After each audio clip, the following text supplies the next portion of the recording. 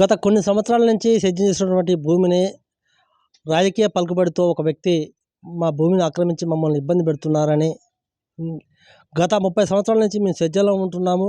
కానీ రాజకీయ పలుకుబడితో గత 6 నెలల నుంచి పొలం సేద్యం చేసుకుంటూ మమ్మల్ని ఇబ్బందులకు గురి చేస్తున్న నేపథ్యంలో క్యూన్యూస్ని ఆశించడం జరిగింది.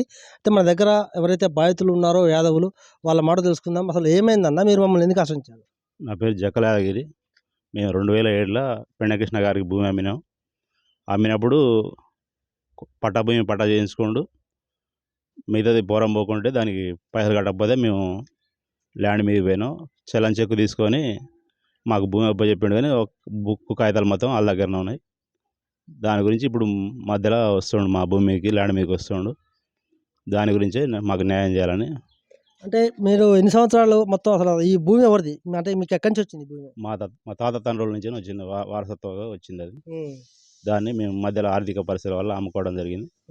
అమ్ముకున్నప్పుడు దీనికి పైసలు పూర్తిగా కట్టలేకపోతే చలన్ చెక్కు రాయించిండు. ఆ చెక్కు చెరలేదు. చెక్కకపోతే పెద్ద మనుషులు మాట్లాడితే నా చెక్కు నాకు ఇవ్వండి, మీ భూమి మీకు ఇస్తాము, మీ భూమి మీరు పోయి చేసుకోండి అని చెప్పిండు. కానీ అప్పుడు మేము ఆ బుక్కులు తీసుకోలే, బుక్కులు ఆయన దగ్గర ఉండిపోయినాయి. కారణం ఏంది అసలు బుక్ తీసుకోవడం? కారణం ఏంది? అప్పుడు మాకు అవగాహన లేక, మాకు చదువు లేక, మా నాన్నగారు మాకు తెలియని వయసులో అమ్మిండు. దానివల్ల మేము బుక్కులు ఆయన దగ్గర రిటర్న్ తీసుకోలేకపోయినాం.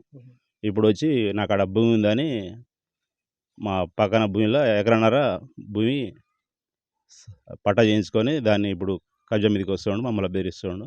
ఇప్పుడు మీరు ప్రభుత్వాన్ని ఏం డిమాండ్ చేస్తున్నారు? ఎంఆర్ఓ గారికి వాళ్ళందరికీ సర్వే చేయించి ఆయన భూమి ఏడుందో మా భూమి ఏడుందో తెలుసుకొని మాకు న్యాయం చేయగలరని. వారి కుమారుడు ఉన్నారు, ఎందుకంటే వాళ్ళ కుమారుడు ఏమంటే మా నాన్నకు కావచ్చు, మా బాబాయ్లకు కావచ్చు, వాళ్ళకు చదువు లేకపోవడం వల్ల మమ్మల్ని ఇబ్బందులకు గురి చేసిన మాట వాస్తవం. ఏంటంటే అసలు వారి మాట తెలుసుకుందాం. అసలు ఏం మాట్లాడుతారు? అసలు మీరు ప్రభుత్వాన్ని ఏం డిమాండ్ చేస్తున్నారు? నా పేరు జక్కల గోపి, మాది గాంధీనగర్ విలేజ్. మా తాతల తండ్రుల కాంచి మా బాబాయ్లకి అందరికీ భూములు వచ్చింది. మాకు మా తాత, మా తండ్రి, మా బాబాయ్లకి మన లావణ్య పట్ట కింద 5 ఎకరాల 10 గుంటల భూమి ఉంది. అంటే కొంత భూమిని పెన్నకృష్ణ అనే వ్యక్తికి మా బాబాయ్లు కానీ మా నాన్నగారు కావచ్చు కొంత భూమిని అమ్మిరు, అతను రిజిస్ట్రేషన్ చేసిరు. అయితే ఈ లావణ్య పట్ట కూడా కొద్దిగా అమ్ముతామని చెప్పి ఆయన కాగితం రాసేయడం జరిగింది. ఆ బుక్కులు మార్పిద్దామని చెప్పి ఆయన కొన్ని బుక్కులు అడుక్కుండు. మాకు ఆ పైసల కింద అది ఎంత వాల్యూ ఉంటుందో 4,50,000 ఒక చెక్ ఇవ్వడం జరిగింది. ఆ చెక్కు మేము బ్యాంకు తీసుకోవడం జరిగింది. అదే చల్లని చెక్కు ఇలా ఎలాంటి అమౌంట్ లేదని చెప్తే అది మీ పోలీస్ స్టేషన్లో కానీ పెద్ద మనుషులు కానీ మేము పంచాయతీ పెట్టడం జరిగింది. పంచాయతీ పెడితే ఏమైంది, అతను వచ్చి నేను ఇచ్చింది తప్పు చెక్కు, వాస్తవానికి లేదు, వీళ్ళు మోసం చేయడం జరిగిందని చెప్పి ఒప్పుకొని మా భూమి మీ భూమి మీరే దున్నుకోండి అని చెప్పి గత 20 సంవత్సరాల నుంచి కూడా 2007 నుంచి కూడా మేము ఆ భూమినే మేము దున్నుతున్నాం, ఆ భూమినే సాగు చేస్తున్నాం.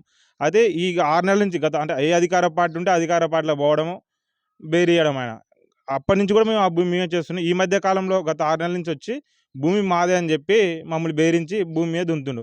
అయితే ఆ ఎక్కడన్నారా ఆయనకు అమ్మింది వాస్తవం కాదనట్లే, కానీ ఈ మా భూమి పోరంబోకు భూమిలో దున్నుతుండు ఆయన, ఏది మన లావణ్య పట్ట ఉన్న భూమిలో దున్నుతుండు.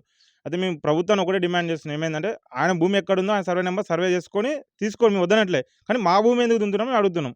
అయితే అధికార అండబంధంతో మమ్మల్ని భయపెడుతుండ్రు, మాకు ప్రాణం ఉంది ఆయనతోటి, కొద్దిగా ప్రభుత్వం అదే కోరుకుంటున్నాం.